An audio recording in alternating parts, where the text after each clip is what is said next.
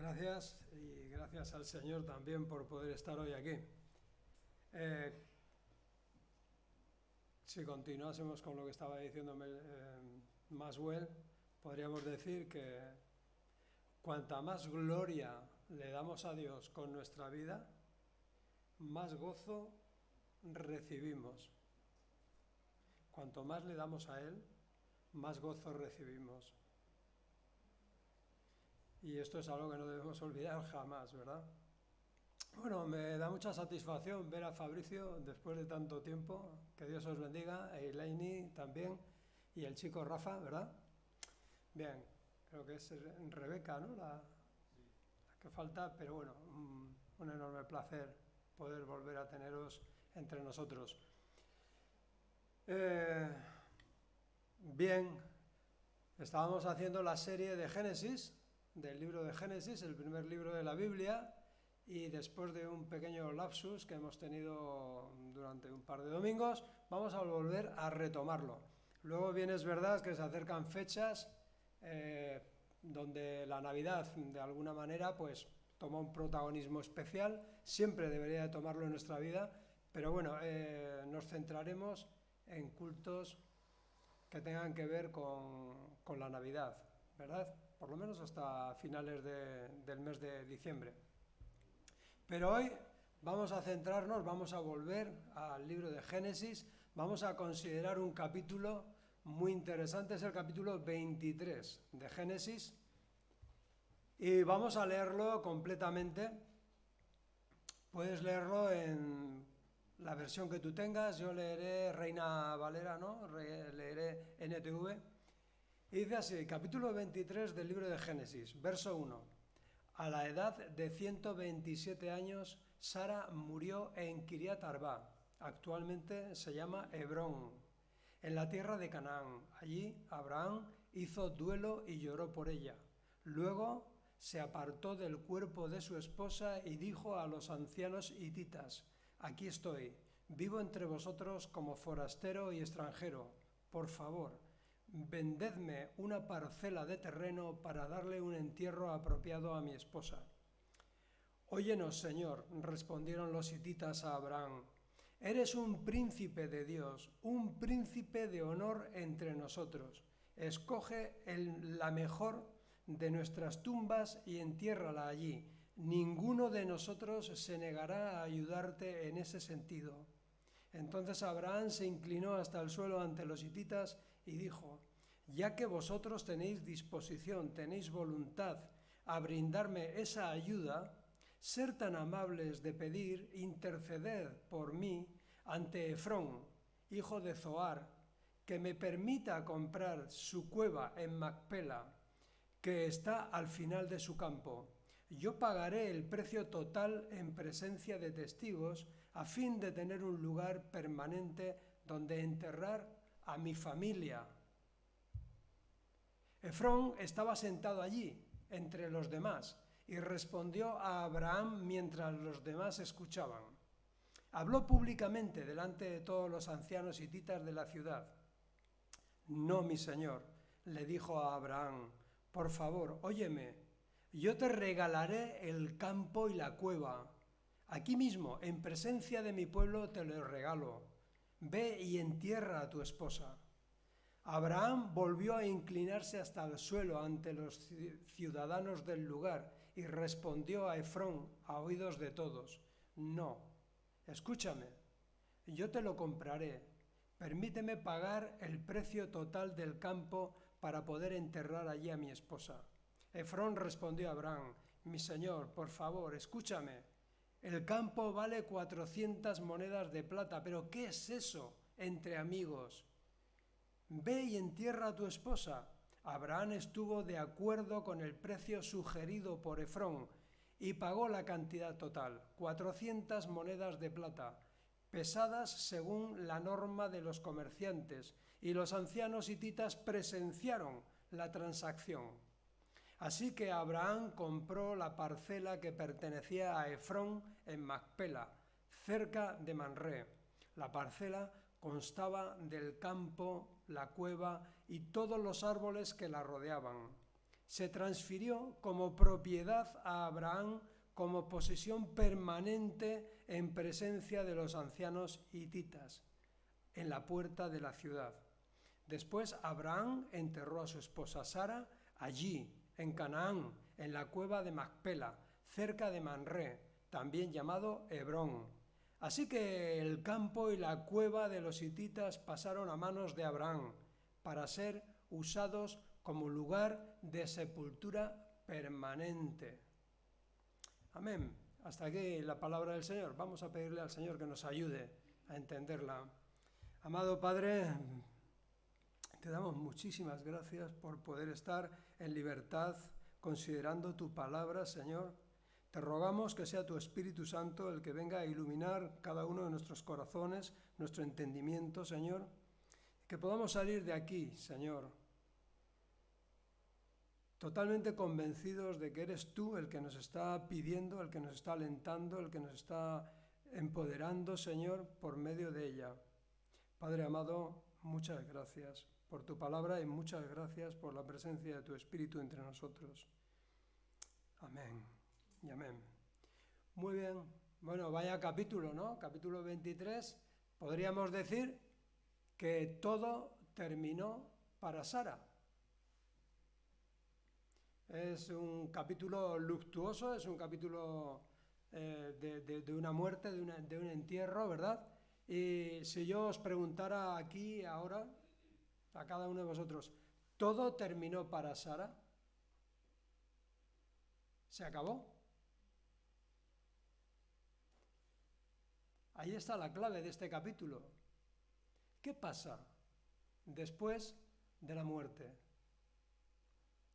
Según Jesús, en el Evangelio de Marcos, capítulo 12, 27, él mismo, en palabras de Jesús, dice: Dios no es Dios de muertos, Dios es Dios de vivos.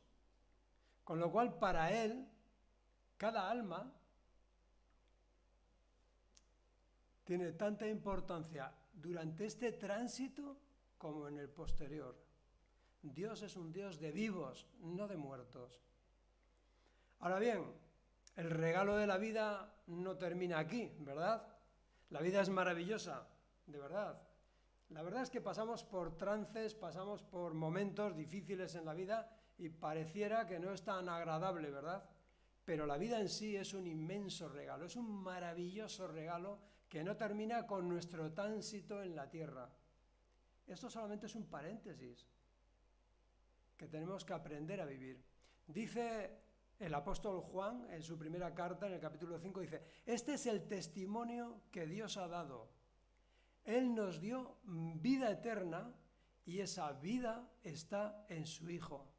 Por eso, como decíamos esta semana en una imagen que mandaba por WhatsApp, que no te preocupe el mañana, no te preocupe el mañana, porque Dios ya está allí.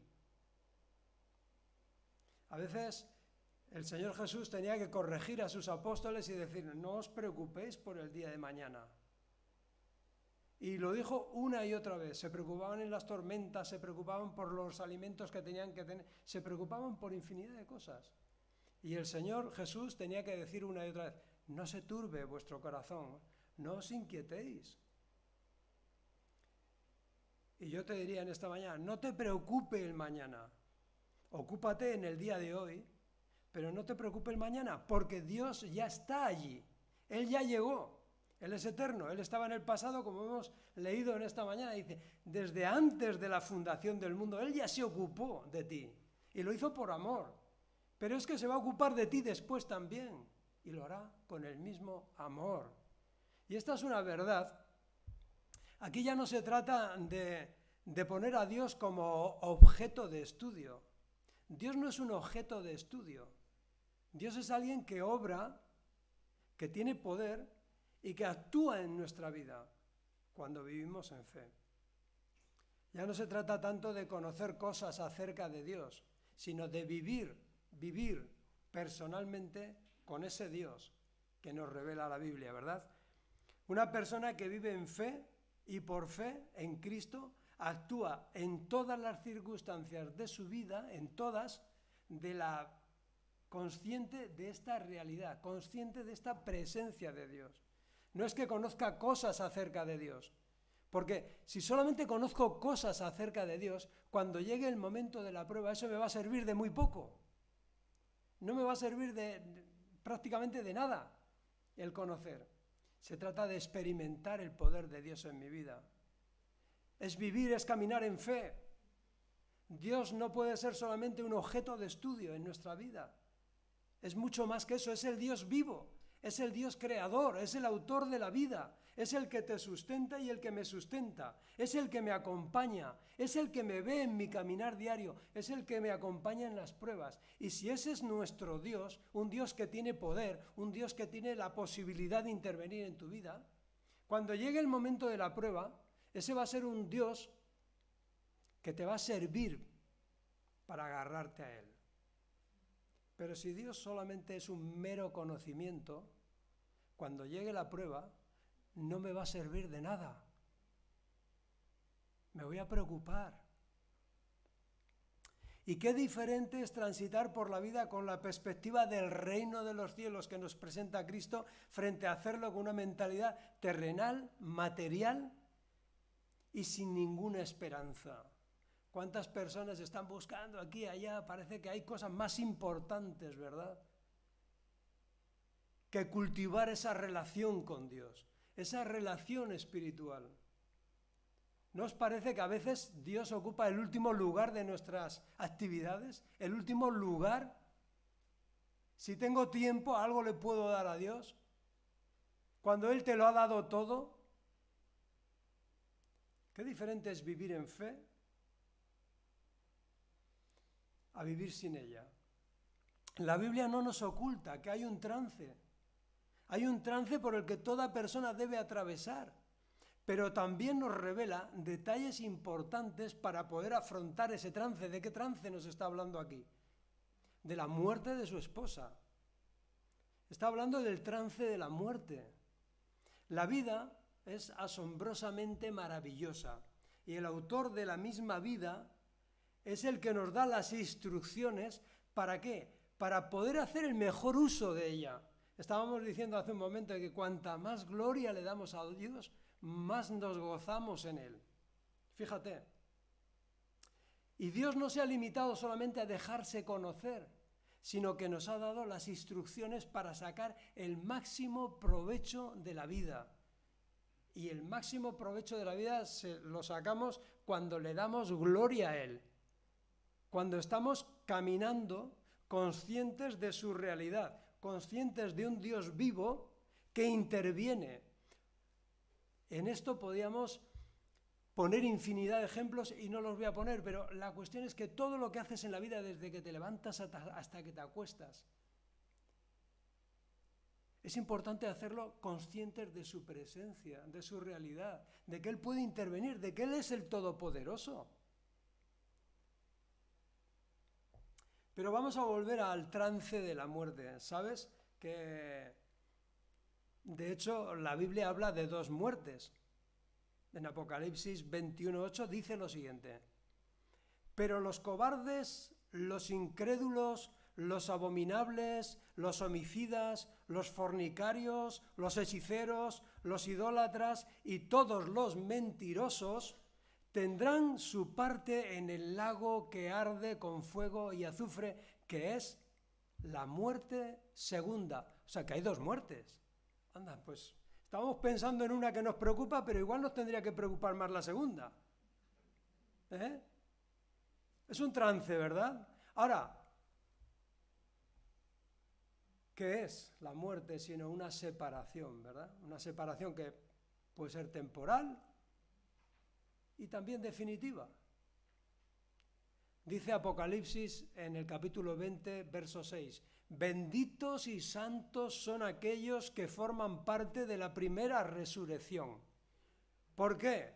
Porque la segunda muerte no tiene ningún poder sobre ellos, sino que serán sacerdotes de Dios y de Cristo y reinarán con Él durante 1000 años. Por lo tanto, vamos a situar el panorama. Habrá personas que no mueran físicamente. ¿Quiénes? Quienes estén en Cristo cuando Él venga no verán muerte física, porque el Señor se los llevará. Eso no van a ver ni la primera ni la segunda.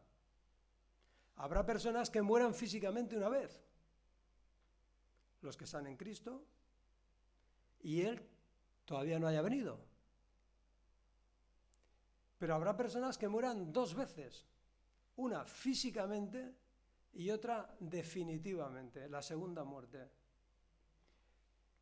Esto es algo que, bueno, no vamos a hablar de muerte, vamos a hablar luego de esperanza, ¿no? Pero bueno, quiero que veáis este capítulo 23 de Génesis y que lo toméis tal cual es. Está hablando de la muerte de Sara. Ahora, la buena noticia es que quienes viven en Cristo tendrán una maravillosa reunión sin límite de ningún tipo con la persona que más los ama y a quien más aman. Repito, la buena noticia del Evangelio es que las personas que mueren en Cristo van a tener un inmediato reencuentro con esa persona que tanto les ha amado y a la que decimos que tanto amamos. O sea que eso es algo maravilloso. Vamos, empezamos la predicación. Verso 1, Génesis 23:1. A la edad de 127 años, Sara murió en Kiriat Arba, actualmente Hebrón, en la tierra de Canaán. Allí Abraham hizo duelo y lloró por ella. Bueno, estamos hablando del padre de la fe. Estamos hablando de un ejemplo de fe que es Abraham. Y podemos ver, y no podemos obviarlo, que Abraham llora, hace duelo, le duele, está herido, porque la mujer que lo acompañó durante toda su vida, Sara, con sus luces y sus sombras, con sus problemas, con sus luchas, etcétera, etcétera, lo deja. Se va a separar de él temporalmente. Y dice que él hizo duelo y lloró por ella. Mira, lo primero que tenemos que aprender es que él era un hombre de fe, pero era un hombre que se dolía y que tenía sentimientos. El hecho de tener fe no quiere decir que no tengas sentimientos. Hay que amar, y quien ama tiene sentimientos. Jesús lloró. Juan 11:35, el verso más corto de la Biblia. Jesús lloró. Ese es el versículo más corto de la Biblia. Si él sintió la muerte de Lázaro, si él sintió esa situación, ¿cómo no lo vamos a sentir nosotros? Por mucha fe que digamos que tenemos. Por lo tanto, lo primero que aprendemos de este capítulo es que los hombres y las mujeres de fe tienen sentimientos. Y lloran, y hacen duelo, y aman. La fe no está reñida con los sentimientos. Hay personas súper espirituales que parece que, ¿verdad? Parece que no va con ellos. ¿Cómo que no? Te duele, tienes sentimientos. Jesús mismo tuvo que pasar por el trance de la muerte para después resucitar. Él experimentó la muerte en sí mismo. Y así poder quitar el pecado, el poder al pecado, y quitarnos a nosotros el qué, dice la palabra. Dice, murió para quitar el poder al pecado y a nosotros el miedo a la muerte. Bendito sea su nombre. Eso dice la palabra. O sea que el pecado no debería tener poder sobre nosotros si nosotros estamos bien asidos a Cristo. Pero además de eso no tendríamos que tener ningún miedo a la muerte. Hay personas que dicen que no tienen miedo a la muerte, tienen miedo al dolor, ¿verdad? Y bueno, y es comprensible, ¿verdad? Yo pues lo entiendo. Podemos estar tristes ante la separación y a la vez podemos vivir un intenso consuelo en Cristo. ¿Por qué? Porque tenemos esperanza. Porque sabemos que es algo temporal. Porque sabemos que Dios es un Dios de vivos, no de muertos. Lo dice el Señor Jesús.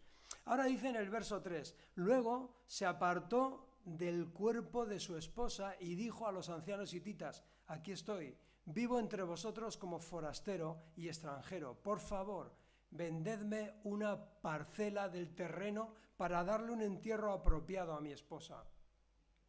Esto es muy importante, porque si por una parte vemos como ese padre de la fe, como ese Abraham, es un hombre de sentimientos, es un hombre que se duele, que llora, vemos aquí que él vive la vida como un peregrino, la vive como alguien que está en tránsito.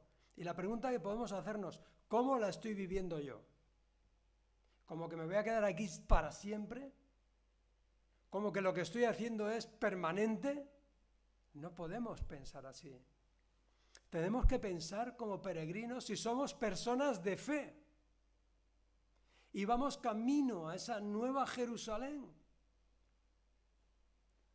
Por una parte, si eres una persona de fe, tendrás sentimientos, pero también vivirás como un peregrino, como una persona en tránsito, con una mentalidad de reino de los cielos. Mira, dice el capítulo 11, el famoso capítulo 11 de Hebreos, donde se narra la vida de los héroes de la fe, no de los héroes de la fe, dice lo siguiente: todas estas personas, en el verso 13, Hebreos 11:13, todas estas personas, los héroes de la fe, murieron aun creyendo lo que Dios les había prometido. Y aunque no recibieron lo prometido, lo vieron desde lejos y lo aceptaron con gusto. Coincidieron en que eran extranjeros y nómadas aquí, en este mundo. O sea que si tú eres una persona de fe, te tienes que identificar con esta mentalidad de reino.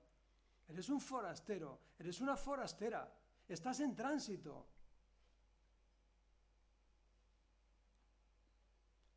Todo el peregrinaje, todo el transitar por esta tierra tiene un único fin, que es darle gloria a Dios. Lo hemos dicho esta mañana. Y eso es muy importante. Pero además, todo lo que nos sucede en esta vida, tenemos que enfocarlo como que nos está preparando para ese encuentro definitivo. Tenemos que adquirir esa mentalidad de reino de los cielos. Estoy en tránsito. Soy un peregrino. Y todo lo que me acontece en la vida lo permite Dios. Aunque yo tomo decisiones y yo me equivoco, yo acierto, etcétera, etcétera, pero con el objetivo, lo permite Dios con el objetivo de prepararme para ese encuentro con Él. Y esto es tremendo. Porque perder esta perspectiva nos lleva a la frustración, a no entender nada o muy poco de lo que nos acontece y nos sucede. Por lo tanto, si eres una persona de fe, tienes sentimientos y tienes una mentalidad de reino de los cielos, de persona que está en tránsito, que vas a un encuentro. Ahora bien, dice el verso 5, «Óyenos, Señor», respondieron los hititas a Abraham, «eres un príncipe de Dios, un príncipe de honor entre nosotros. Escoge la mejor de nuestras tumbas y entiérrala allí. Ninguno de nosotros se negará a ayudarte en este sentido». El testimonio. Qué importante es el testimonio. ¿Qué testimonio tenía Abraham, ese hombre de fe? Bueno, los hititas le decían, tú eres un príncipe de Dios, tú eres un príncipe de honor. La cuestión es que si realmente tenemos una fe genuina en Cristo y tomamos sus palabras como la norma de nuestra vida y lo amamos sinceramente, también amaremos a quienes nos rodean y les seremos de bendición.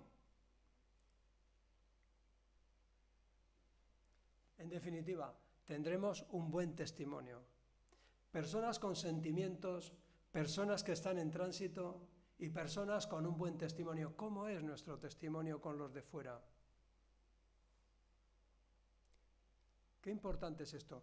Si nosotros vemos a las personas que nos rodean como enemigos nuestros, como personas que no se merecen lo que nosotros tenemos, si nosotros somos excluyentes, nos estaremos equivocando, porque Cristo también murió por ellos. Qué importante es el testimonio. Dice el apóstol Pedro en su segunda carta, versos 11 y 12, «Queridos hermanos y amigos, amados, yo os ruego como extranjeros y peregrinos. ¿Cómo? Como extranjeros y peregrinos. Si es que coinciden todos. Coincide, la palabra se explica a sí misma.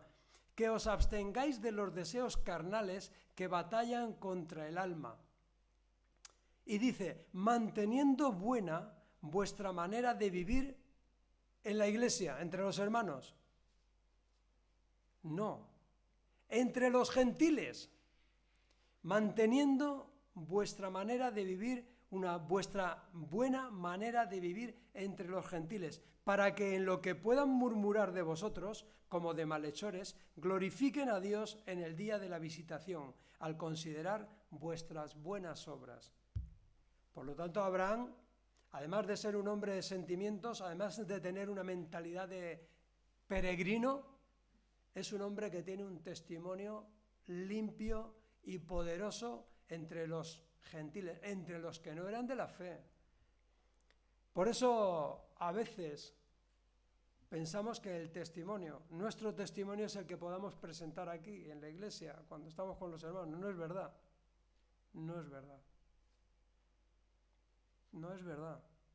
Nuestro testimonio debe estar secundado por las personas que nos rodean y no son creyentes. Aunque a veces, es verdad, que nos sentamos o seamos incomprendidos, se burlen de nosotros o incluso puedan hacer cualquier tipo de conjetura acerca de nuestra vida, o como dice aquí, que murmuren mal de nosotros. Pero no importa. Nosotros tenemos que seguir aferrados a Cristo y cultivando el amor de Cristo entre quienes nos rodean. Y eso hará que seamos personas de testimonio. El testimonio no es lo que le dices al pastor cuando te reúnes con él a hablar. Eso está bien, pero no ese es el testimonio. El testimonio es lo que piensan los que te ven día a día, tu familia, tus vecinos, tus compañeros de trabajo, de estudios, etcétera, etcétera. Ese es el testimonio. Verso 7. Entonces Abraham se inclinó hasta el suelo ante los hititas y dijo, ya que vosotros tenéis esa disposición, tenéis esa voluntad, a brindarme esa ayuda, ser tan amables de pedir, interceder por mí ante Efrón, hijo de Zohar, y que me permita comprar su cueva en Macpela, que está al final de su campo. Y yo pagaré el precio total en presencia de testigos, a fin de tener un lugar permanente donde enterrar a mi familia. ¿Cuántas veces nos ofrecen a nosotros cosas y nosotros nos aprovechamos más bien de lo que nos están ofreciendo que de ser de testimonio pagando lo que es justo, ¿verdad? Pues como creyentes deberíamos de buscar pagar lo que es justo. Abraham aquí tiene la oportunidad de hacerse con el campo y de, bueno, pues si me ha venido así, pues me aprovecho. ¿Cuántas veces en nuestra vida más de aprovecharse que de ser justos, verdad? Eso no está bien. Hay que pagar lo que es justo. Macpela, el nombre de Macpela, hacemos un paréntesis, significa cueva de pares. Cueva de pares, o de parejas, pero es de pares. Y ahí están enterrados Abraham, Sara, Isaac, Rebeca, Jacob y Lea. Porque Raquel estaba enterrada en Belén, ¿os acordáis? Seguimos adelante. Efrón, verso 10. Estaba sentado allí entre los demás y respondió a Abraham mientras los demás escuchaban. Habló públicamente delante de todos los ancianos hititas de la ciudad. Verso 14. Efrón respondió a Abraham, mi señor, por favor, escúchame. El campo vale 400 monedas de plata, pero ¿qué es eso entre amigos? Ve y entierra a tu esposa. Abraham estuvo de acuerdo con el precio sugerido por Efrón y pagó la cantidad total, 400 monedas de plata pesadas según la norma de los comerciantes. Y los ancianos hititas presenciaron la transacción. Es decir, todos aquellos ancianos que estaban en la puerta de la ciudad donde se hacían los grandes juicios, estaban al tanto, estaban presenciando lo que Abraham estaba haciendo. Pero a nosotros no nos debería importar tanto lo que presencian los demás, que sí, que nos tiene que importar. ¿Qué ven en nosotros las personas? ¿Cómo actuamos? Nos tiene que preocupar. Pero nos debería preocupar mucho más qué es lo que ve el Señor en nosotros, que ve mucho más que lo que ven los demás, porque el Señor nos ve incluso cuando estamos a solas. Esto nos permitirá y nos habilitará para vivir de forma transparente ante cualquiera. Fíjate, cuando somos conscientes de que vivimos en la presencia del Señor y que es igual que yo esté solo en mi cuarto, o es igual que esté solo en el campo, o es igual que esté solo en mi coche, es igual donde esté, el Señor me ve. Es su presencia. Y cuando somos conscientes de esta presencia del Señor, eso nos habilita para actuar correctamente con el resto de las personas. ¿Y por qué? Porque a fin de cuentas lo que me importa a mí es lo que Dios está presenciando de mí, lo que Él está viendo en mí. Y si eso me preocupa, yo estaré actuando de forma justa y transparente delante de las personas. Mira, hay personas con las que estás hablando y no hay manera de hilar un cabo con otro, porque te están contando historias que no tienen ningún sentido. Pero mira, la persona que está entregada a Cristo, la persona que camina delante de Cristo como lo hacía Abraham y como lo hacía toda persona llena de fe, o sea, le puedes seguir el hilo de lo que te está conversando, de lo que te está contando perfectamente. Bueno, salvo alguna vez que no se expresan bien. Pero lo normal es que esa persona de fe, esa persona que está en Cristo, viva de una forma transparente porque está viviendo en la presencia de Dios y tú le puedes seguir perfectamente lo que te está contando. Sin embargo, la persona que está tratando de aparentar cosas, que ignora la presencia de Dios, que digamos, no le importa demasiado lo que Dios piensa, a veces es un batiburrillo, te está contando cosas y no sabes por dónde cogerla. Esto a medida que vas avanzando en la vida, te vas haciendo mayor, te das cuenta, ¿no? Que hay personas que cuando no entienden lo que te está diciendo, no concuerda lo que te está diciendo, te das cuenta de que te está mintiendo. Te das cuenta de que está buscando unos intereses determinados, pero que no te está diciendo toda la verdad. Por eso digo, sentimos autoridad y respeto de parte del Señor cuando estamos dando un testimonio íntegro. Hay personas que dicen, bueno, es que realmente no puedo hablar del Señor a ciertas personas porque no tengo autoridad. Claro, no tienes autoridad porque no tienes un testimonio limpio. Y porque tú sabes que no puedes dar testimonio del poder de Dios en tu vida. Y eso es tremendo. Yo le hablaría a este del Señor, pero es que me siento sin autoridad. Claro, estás sin autoridad. Sí, sí. Porque no estás caminando en la presencia de Dios. No estás viviendo de forma transparente. Y eso te resta toda autoridad. ¿Te puede usar Dios? Hombre, claro, Dios puede usar a quien quiera y donde quiera y como quiera. Pero tú te sientes sin autoridad. Porque estás mintiendo. Porque estás viviendo una vida de falsedad. Verso 17, y concluimos. Así fue que Abraham compró la parcela que pertenecía a Efrón en Macpela, cerca de Manré. La parcela constaba del campo, la cueva y todos los árboles que la rodeaban. Se transfirió como propiedad a Abraham como posesión permanente, en presencia de los ancianos hititas, en la puerta de la ciudad, donde se hacían los negocios. Después Abraham enterró a su esposa Sara allí en Canaán, en la cueva de Macpela, cerca de Manré, también llamado Hebrón. Así que el campo y la cueva de los hititas pasaron a manos de Abraham para ser usados como lugar de sepultura permanente. Bueno, permitirme hacer un lapsus.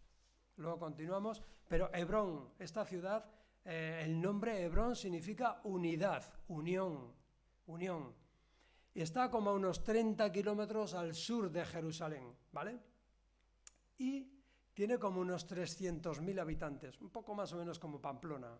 Dentro de esa ciudad, que está ahora mismo la mayoría de su población, de estos 300.000 personas, son árabes, viven 1.000 judíos. 1.000 judíos que tienen en cuenta y creen que realmente Abraham compró esta tierra y que le pertenece. Bueno, estar en el pellejo de esos 1000 judíos, rodeados de 300.000 personas árabes islámicas, no debe ser nada fácil, ¿eh? Pero bueno, esto como inciso.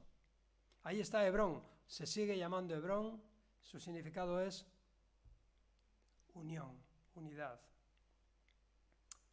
Por eso, cuando vais a hablar de Hebrón y os den noticias de Hebrón, que sepáis de qué va todo esto. Que es que ahí hay un terreno que compró Abraham y que le pertenece a los judíos. Bien, entonces concluimos esta parte de Abraham. ¿Qué tenía Abraham? Abraham era un hombre con sentimientos, era un hombre con mentalidad de peregrino, de tránsito, una mentalidad de reino. Era un hombre con un buen testimonio entre quienes le rodeaban y además de eso vivía de forma transparente en la presencia de Dios, lo cual le confería autoridad. Era un hombre de Dios, era un príncipe de Dios para aquella gente. Ahora, ¿qué eres tú para tus vecinos? Esa es la pregunta que nos podíamos hacer todos. ¿Qué soy yo entre mis compañeros de clase? ¿Qué soy yo entre mis compañeros de trabajo? ¿Qué soy yo?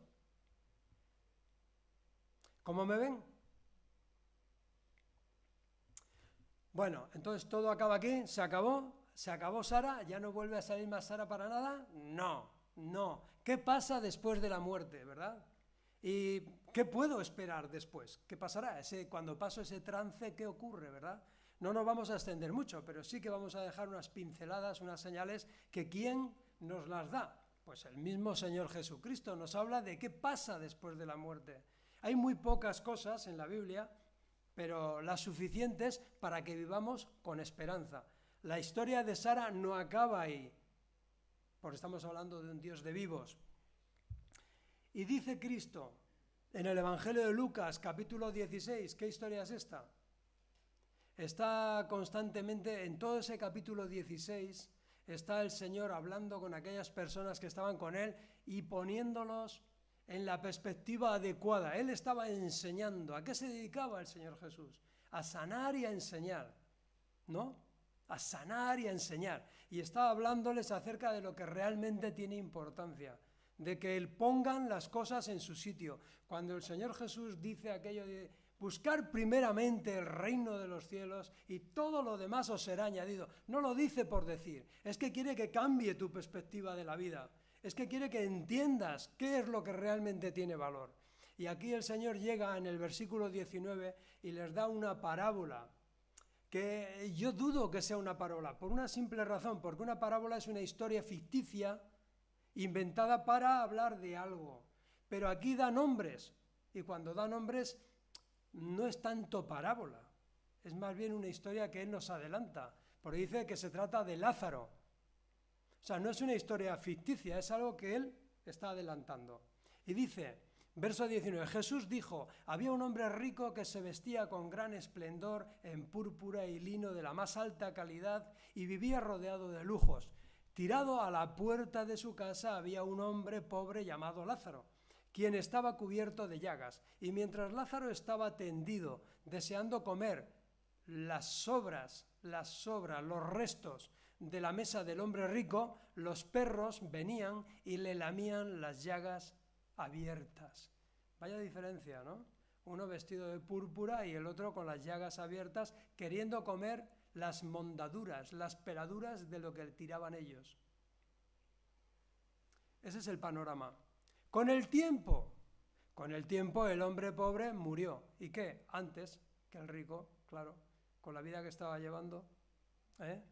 Dice, con el tiempo el hombre pobre murió y fue llevado por los ángeles para que se sentara junto a Abraham en el banquete celestial. Por lo tanto, lo primero que aprendemos que cuando pasamos el trance de la muerte son los ángeles quienes nos recogen y nos llevan al lugar que Jesús ya ha dispuesto para nosotros, porque Él dijo, voy a preparar morada para vosotros. Y allí hay muchos lugares, y dice, si no fuera así, yo os lo habría dicho, pero el Señor Jesús es tan bueno que nos anticipa estas cosas. Nos las regala, digamos que nos las regala, dice, no viváis con esa preocupación. el trance. Claro, el trance es un momento. Dice, pero son los propios ángeles los que te van a llevar al lugar que Él ha dispuesto para ti. ¡Maravilloso! ¡Amén! Vamos, ya a mí nos tenía que salir una sonrisa de oreja a oreja. O sea, es un momento, pero ahí vienen a buscarnos. Dice, y nos llevan al lugar que el Señor ha dispuesto. ¡Qué maravilla! La vida de Sara no acabó en Macpela. No acabó en Macpela. Macpela no es el final. Es una parte más. Si tú has nacido de nuevo en Cristo, si has sido regenerado por el Espíritu Santo, tu vida eterna ya comenzó en ese momento. O sea que eso es solamente un paso más en tu trayectoria, en tu caminar. Es una parte más, es un trance, es un momento. Pero ni ahí te abandona el Señor.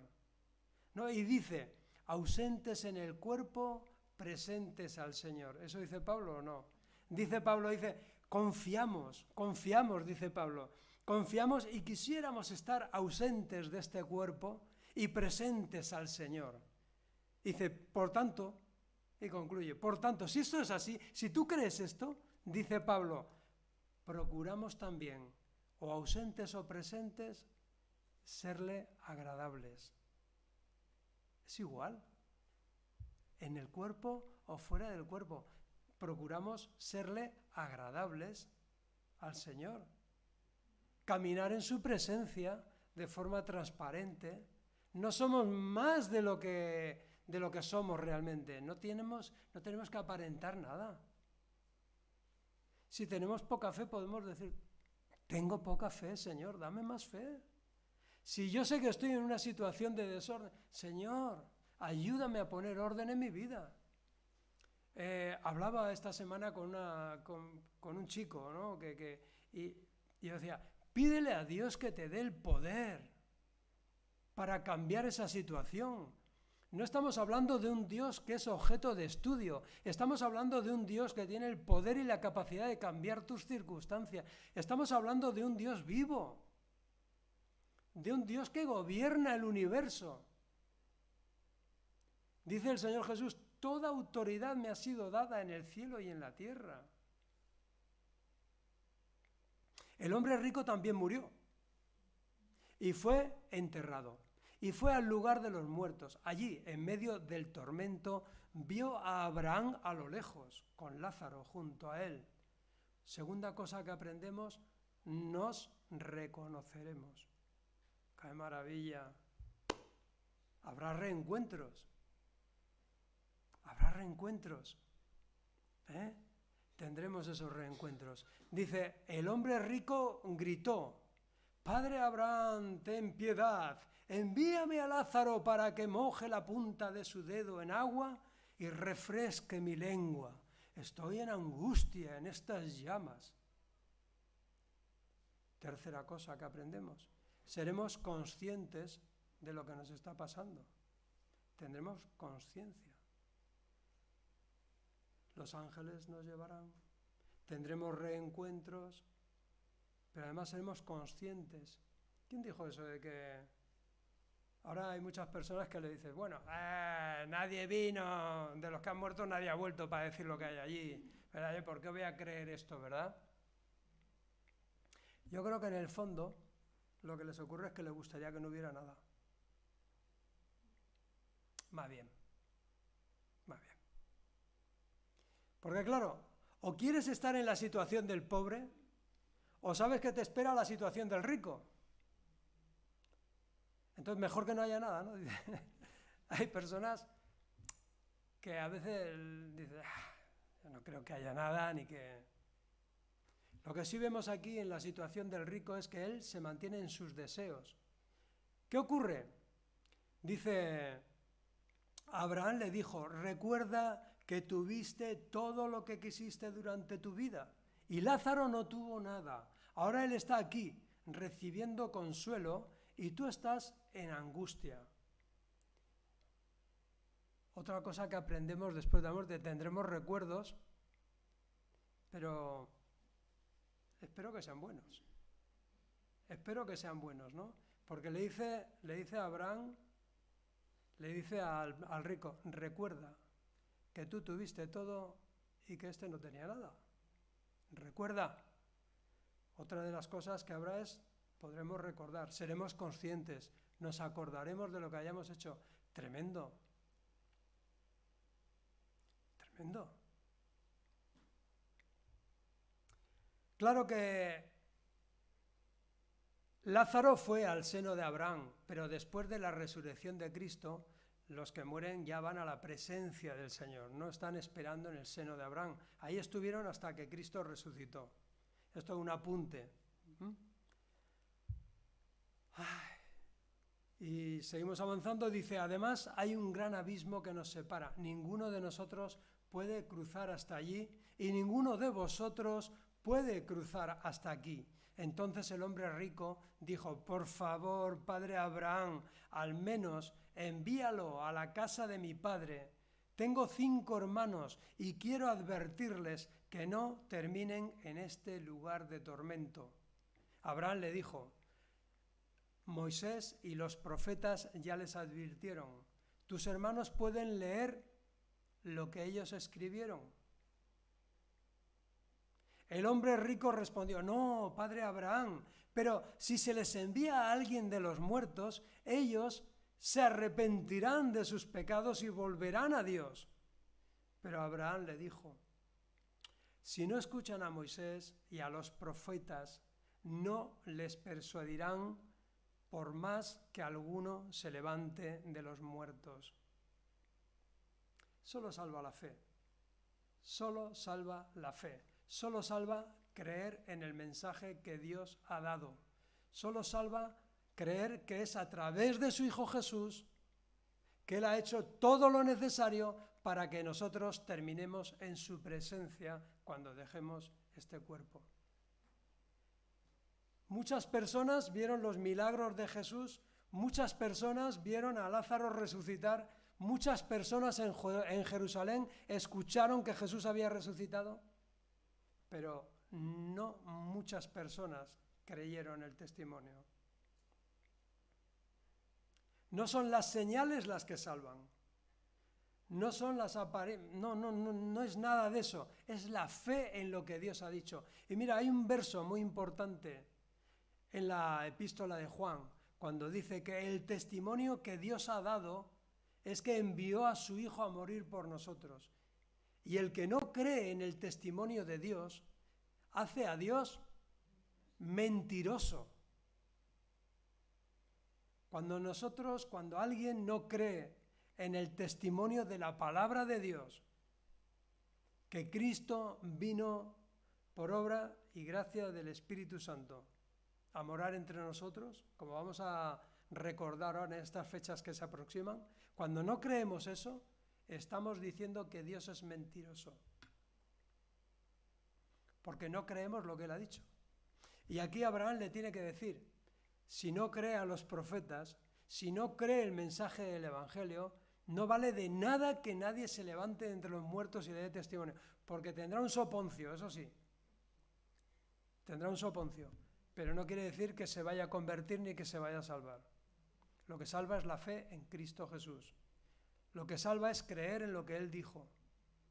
Y lo que nos ayuda a nosotros a vivir como peregrinos en esta vida, lo que nos ayuda a llegar a momentos difíciles como los que pasa en este capítulo 23 a Abraham por la pérdida de su esposa, lo que te va a ayudar y lo que me va a ayudar en esas situaciones va a ser una fe genuina, va a ser una fe verdadera en el Dios vivo.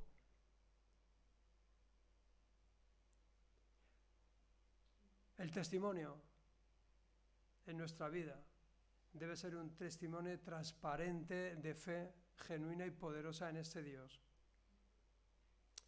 Pues que el Señor nos bendiga y espero y deseo que cada vez que leamos este capítulo 23 lo veamos no como el final de Sara, sino como un paso más en la vida de Abraham y de Sara. Amén. Amén. Que Dios os bendiga. Bueno, hoy sí que tenemos la de tumbas en jardines, ¿no? Sí, vale. Bueno, pues nos ponemos de pie, hacemos esta alabanza y luego Maxwell nos despide.